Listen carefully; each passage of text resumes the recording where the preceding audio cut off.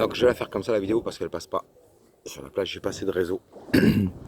Donc je dis qu'en fait, si les patrons demain et les investisseurs et les entrepreneurs se barrent, il ne restera pas grand chose dans l'économie, d'accord?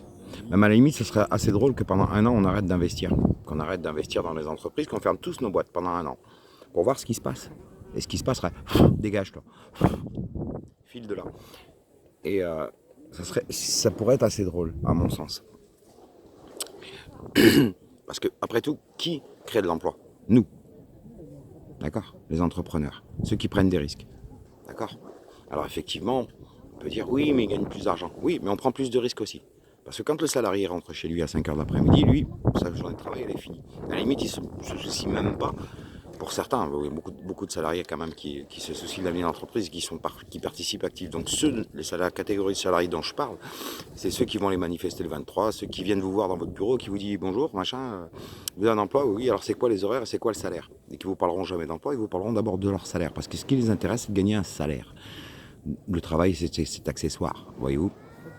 Donc, cette catégorie-là de personnel, ça serait assez drôle qu'on arrête de les employer. D'ailleurs, c'est visiblement ceux qui sont visés le premier dans les plans sociaux.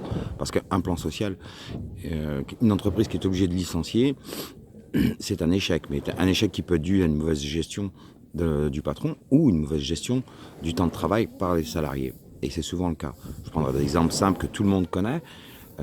C'est on a pu glander tout cet après-midi avec les collègues, le patron n'était pas là, on a pris l'après-midi pour nous. Oui, bon c'est bien, vous avez été payé à rien foutre, c'est très bien. Mais en contrepartie, parce qu'il y a toujours une phase B, en contrepartie vous retrouvez, vous affaiblissez l'économie de l'entreprise et donc vous diminuez la productivité. Oh, le vilain mot, productivité. Et pourtant le mot productivité est nécessaire, d'accord? La productivité engendre du salaire. Ah oui, c'est vrai. Mais on va peut-être pas le voir comme ça, mais logiquement oui. Et donc une société, comme disait Coluche, c'est une chaîne de choses, une chaîne de responsabilités, ainsi qu'une chaîne de devoirs. Or, les partisans de Mélenchon, donc ce qu'on appelle les feignasses, parce qu'il faut dire nommer les choses par leur nom.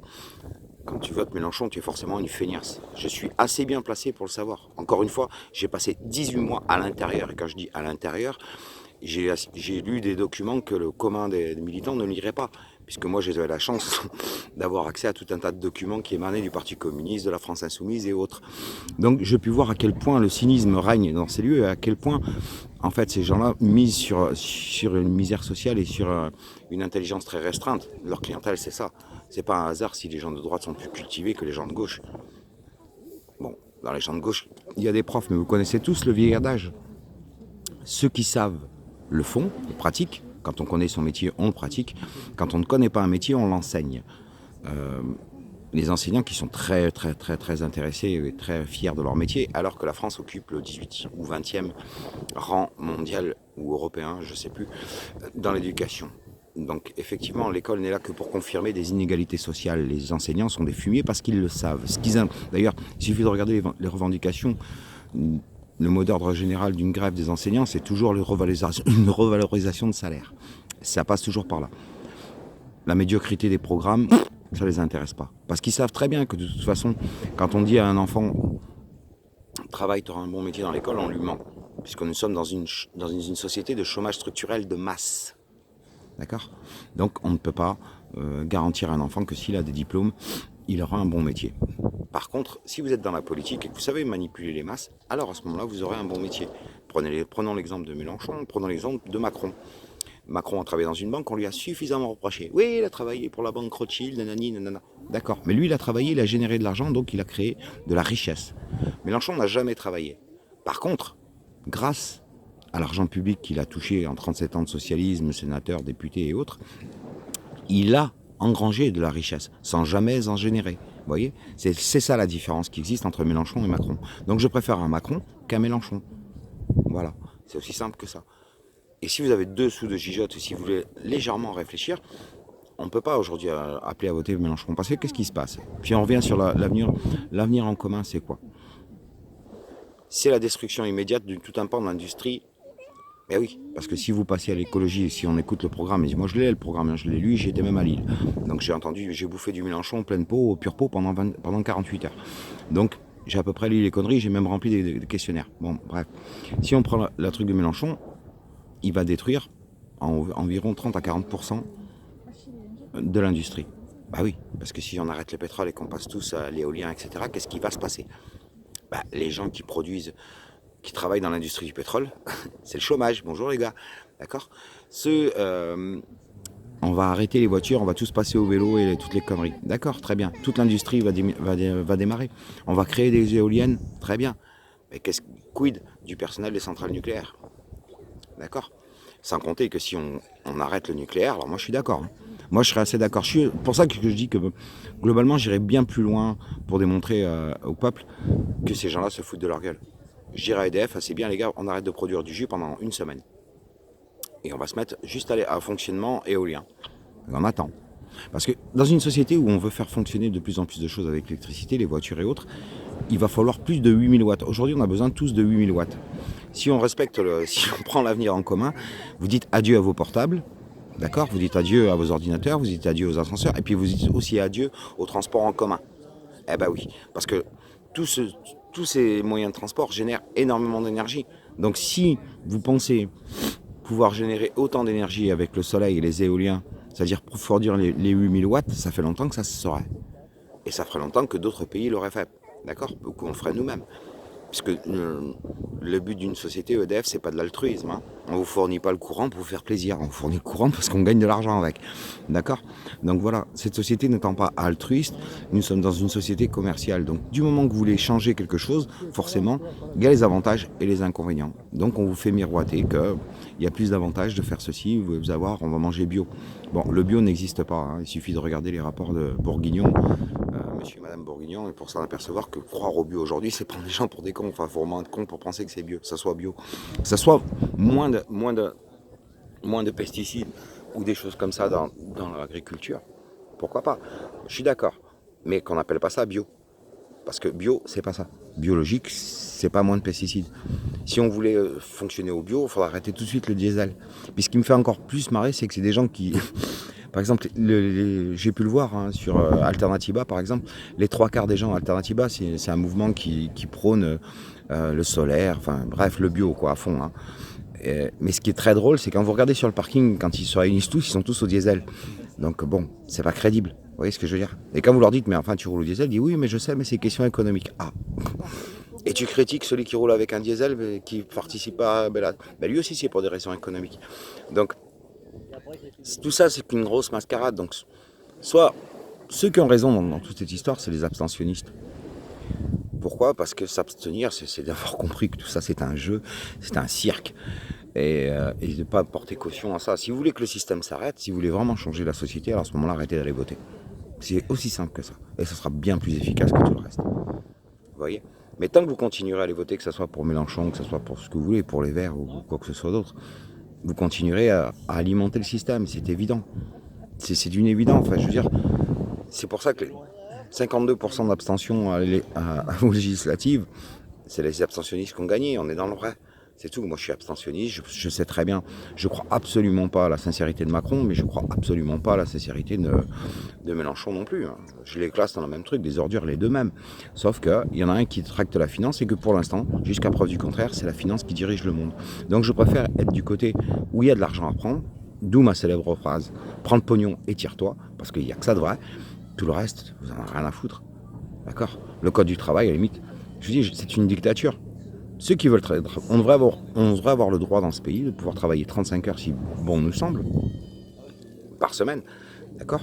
Mais si on a envie de travailler 50 heures, on ne va pas être freiné. Je n'ai pas à être freiné par une lutte des classes complètement moisie, parce que c'est moisi, hein, leurs idées c'est moisi. C'est-à-dire que Mélenchon a toujours essayé de faire avaler qu'on va avoir une dictature du prolétariat. Oui, mais enfin lui il est pas dans, il est quand même, il paye l'ISF. Hein. Donc c'est compliqué. Les 17 abrutis qui sont députés à la France Insoumise à l'Assemblée nationale, je pense pas.